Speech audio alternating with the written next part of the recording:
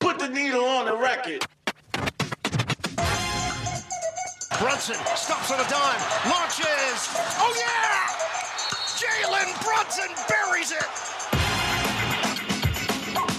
They give it to B. All right, here it is. Bernard looking for 50, and he's got it. Back-to-back 50-point games for Bernard King. Now has Starks for Ewing. Ewing with the spin. Ewing, yes! 1 10 seconds remaining. The Knicks lead by 1. It's good to be back on the mic for episode 2 of New York Knicks Unleashed. We need to talk about the Knicks, of course, in the quarterfinal cup game against those Toronto Raptors. Want to talk about RJ Barrett being out still, Miles McBride. Want to talk about OG Anunoby and the fine that the NBA has leveled against a certain player for a dirty play. When someone does something like this guy did, I don't like saying their name, but it was Desmond Bane, of course, of the Magic, basically throwing the ball at the back of OG Anunoby while he's on the ground. It's cowardice shit. And, of course, the NBA officials had to go to the review, had to check the tape to make sure that was even a foul. How dumb can that be? Also want to talk about from Giannis to Melo. I want to talk about the Carmelo Anthony trade a little bit. I want to talk about the Giannis possibilities of New York and what it could mean. And might it be a reflection of the Melo deal? But first, we have to get into the NBA quarter cup finals of the NBA Cup, whatever the fuck it is. They're taking a page out of European football, also known as soccer, where they have this tournament now in the middle, not even the middle of the season, the beginning half of the season for this useless NBA Cup, which literally gives you nothing but fucking bragging rights. Of course, the Knicks are in the quarterfinals, like up against the Toronto Raptors tonight at 8:30 in Toronto. RJ Barrett's still out with the knee injury. Miles McBride, who was seen with the walking boot after the game the other day, is also out as well. Of course, we talked about it yesterday. Negative on the x-rays. He had the MRI on Monday. We're still waiting to get a full update about how long he will be out. The Knicks are 0-3. I can't remember if they're 0-3 and 0. I think they're 0-3 when McBride is not in the lineup. So we got to kind of wait and see what happens there. But the NBA came down on Desmond Bane of the Orlando Magic with a $35,000 fine for throwing the game ball with force at OG Anunoby. I love it. In an unsportsmanlike manner. It was a bullshit chicken shit move by Desmond Bane. Let's just say what it was. Let's just say it as it is. And I am shocked to death that OG Anunoby did not get up. And I know you don't want to have you don't want to perpetrate violence on anyone, but you got to defend yourself. You got Boogie Cousins coming out. He even said that he feels, I'm not saying punch him in the face, but maybe slap the shit out of him. I've said this before. MSG right now is like it was in the early 2000s. This is our fucking house. You don't come to our house and start shit. And I have to agree with Boogie Cousins. Yeah. You do what you got to do. Boogie, let's play the tape, shall we? Desmond Bane and OG. And this was the craziest thing I think I've ever seen. Take me through it, guys. What am I looking at here? Damn. Boogie, have you ever done something? Assault, battery. Oh, That's assault, brother. Yeah. Look, what's up with you, bro? So listen, everyone. Look, OG said, what's up with you, bro? Everyone knows you do this if you're falling out of bounds, you're off balance. This man took a step towards him, looked down his soul, and pegged him, Boogie. You did this once. You did this one. Yeah. You were falling out of bounds. Where is this falling out of bounds at? Look. This. It looked like a very balanced man to me. Why would you do that? Yeah, there's just no, I can't rewatch this and think he's off balance there. I really can't. This is Kudos to OG for not literally. No, it's not kudos to OG. No. What do you want OG to do? Punch him in the face. Yeah. I'm not saying punch him in the face and maybe slap the shit out. That's crazy. That's crazy. But now, as Bees, that's one of the craziest things I've ever seen. Yeah, I'm not going for that. I understand That's crazy. That. Is there anger? Is it personal? But Bane is obviously. Were there things leading up? Slap the shit out of him. Boogie, two thumbs up to the Boogie. Because that's what you got to do. You protect your house. You protect your home court. You protect yourself as an NBA player. I'm not saying OG went out like a bitch, but damn. Show a little fucking heart. Be Josh Hart. years ago, and it seems like years ago now, and I love it because I'm not slighting other New York Knicks content creators because of the fact that I haven't been on the New York Knicks mic as long as some other people have. I've been on the Giants mic a much longer, but I've been a Knicks fan since '79. So I love when younger Nick content creators talk about how they've seen. They're like 24 years old, and then says, with all the things that I've seen in the lifetime, as being a Knicks fan, it's like over the last 8 years. One of the biggest trades, of course, ever to come down. One of the franchise changing trades was the February 22nd, 2011 trade of Carmelo Anthony over to the New York Knicks. It was one of those moves where literally, I've said it before, I'm going to say it again. Carmelo forced this trade to the Knicks. He did it because the CBA was going to be changing next season, and when he got his extension, or if he signed a free agent contract that following season, he was going to get less money because of the new CBA. So I'm not saying it was only reason or rationale to push his way out of Denver, but this is one of the reasons why he did it. That the fact is that he was going to lose money if he did not get out during that 2011 season. So the Knicks get Carmelo Anthony, Chauncey Billups, Sheldon Williams, Anthony Carno. Blackman comes back to the Knicks, and Corey Brewer, who was waived shortly after. The Denver Nuggets received Danilo Gallinari, Wilson Chandler, what the fuck's that guy? Raymond Felton, got Timothy Mogloff, I can never say his name. A 2014 first round pick, which was later taken and drafted. Sorry, I got distracted there. Somebody just texted me about something. A 2012, 2013, second round picks, along with $3 million in cash. And people forget there was a third team in that deal, which was the Minnesota Timberwolves, because they needed to get rid of that expiring contract. The Knicks did of Eddie Curry to get the cap space. They also moved on from Anthony Randolph, and also more cash considerations went over to the Timberwolves. And you looked at this deal on paper, it was literally the Knicks gutting the interior of their roster. It was literally them pushing a duo, a win now moment with Amari Stoudemire, who at that time was having an MVP season. Most people forget in those 28 games that Carmelo Anthony came over to the Knicks went 14-14. Yes, they did make the playoffs, but they went 14-14. They gave up not only starters, but they gave up their in the majority of depth. Now, I like to bring it back Chauncey Billups. Blackman and Carter to me were nothing. Williams played sparingly at times. But you literally, like I said, giving up Gallinari, giving up Wilson Chandler, to me, you were giving up two starters who played in the NBA forever. Raymond Felton at the point in time was having a career season. The Knicks never draft well in the first round outside of, Patrick Ewing. And that is a joke, of course.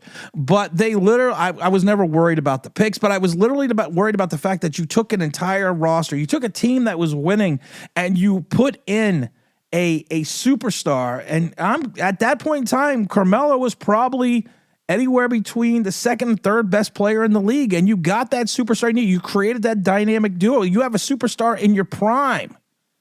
And having these guys together a year later or 2 years later, it facilitated Tyson Chandler coming over to the Knicks. And that's the way you have to look at it. And that's the way it went down. But it literally at times it basically the Knicks lost flexibility for years afterwards. They never put together a true contender outside of that Melo, Stoudemire, and Chandler one season.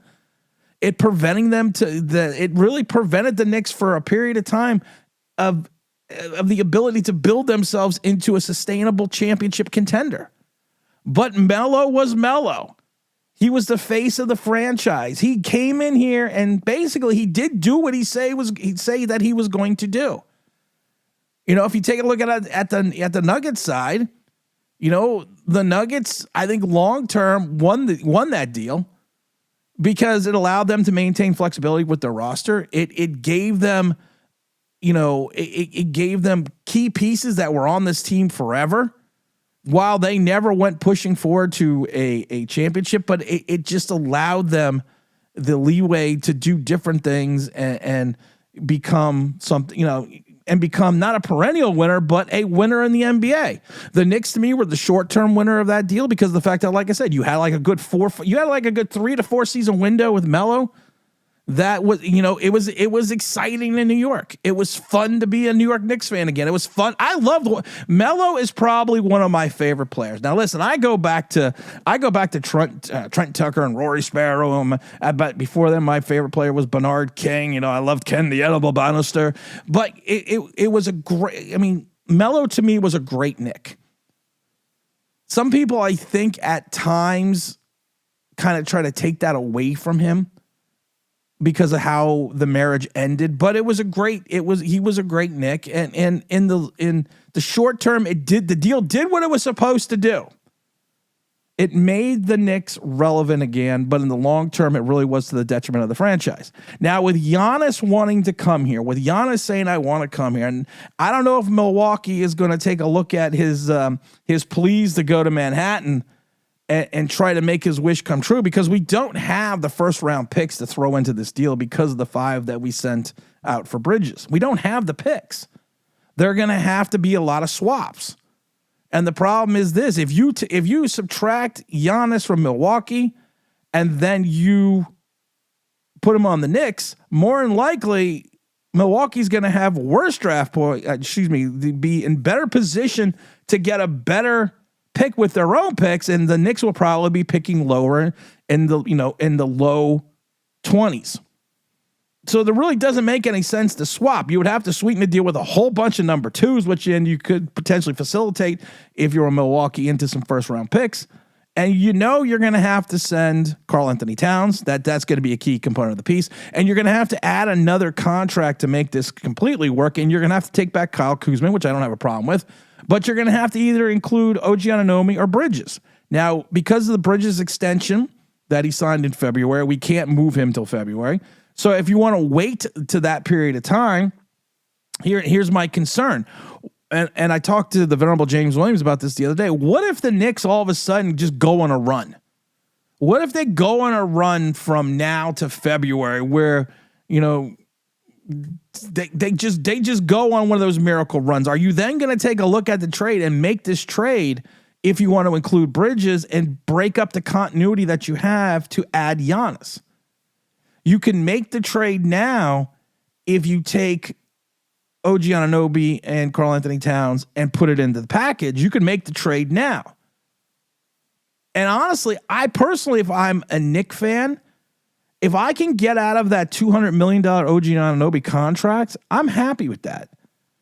I think Karl Anthony Towns does not get the love that he deserves at times to get here in New York, because yes, he does play soft. Yes, at times he does disappear, but he is a 7-time All-Star. He does things well. He is a guy that's going to get you 25 and 12.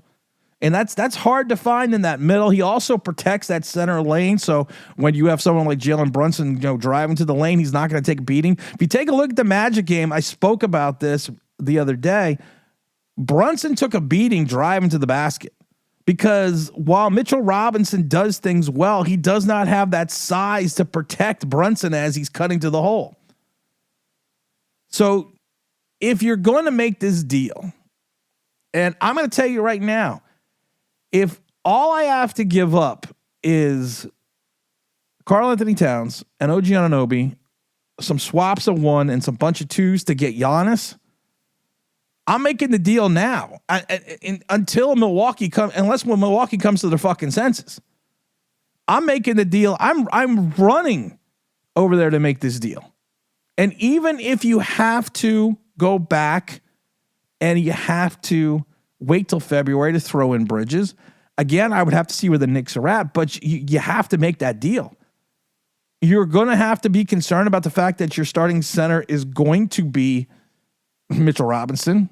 And he is Mr. Glass at times, but it's a trade. I think at this point in time, if those are the pieces that you are truly giving up, will it be a major disruption to the franchise? No. Right now, no. I can't tell you in February. I could also tell you in February that the Knicks could hit a skid. And then it makes 100% sense if you want to move Cat and Bridges. So there's so much in play here. But if you asked me, Tim, December 9th, Tuesday, 2025, would you make that trade right now? I said, hell yeah. I would make that trade. We're still going to have to figure out some depth pieces. I would love to get Kyle Kuzma back because I do need some more scoring off the bench. But it would not even be anywhere close to the Melo trade. Because like I said, the Melo trade gutted the roster, limited the Knicks' flexibility, paired two superstars together that even when we made that trade, I was like, I just don't see these guys playing well together. I can see Giannis and Brunson working together. I would be worried about the center position. And I would be worried again still about the Knicks' depth. But to me, like I said, it's a trade. If you ask me right now, you make it. I don't think it would have the same impact that the Melo trade had in reference to the future of this franchise. I think the biggest issue right now would be the Bridges trade, which probably is going to be the one that's going to have the most detrimental to the franchise. But I think if you can make that trade for Giannis now, I would do it. I wouldn't even think about it. I wouldn't even fucking blink. Oh, more episodes are coming down the pike, so make sure you stay tuned. We'll see what happens with the Knicks, of course, against the Toronto Raptors tonight at 8:30 in that NBA Cup game. Oh, dear Lord. Sometimes the shit that the NBA does, I just don't fucking get it. Make sure you like, make sure you subscribe, make sure you click all notifications when you do like and subscribe to the channel. Make sure you're following the podcast. We're going to be doing a lot of on-camera stuff like the New York Giants Straight Talk podcast. We're going to have some special NBA guests on, so make sure you stay tuned for that. And as always, this is Tim. This is Knicks Unleashed, and I'm out of here.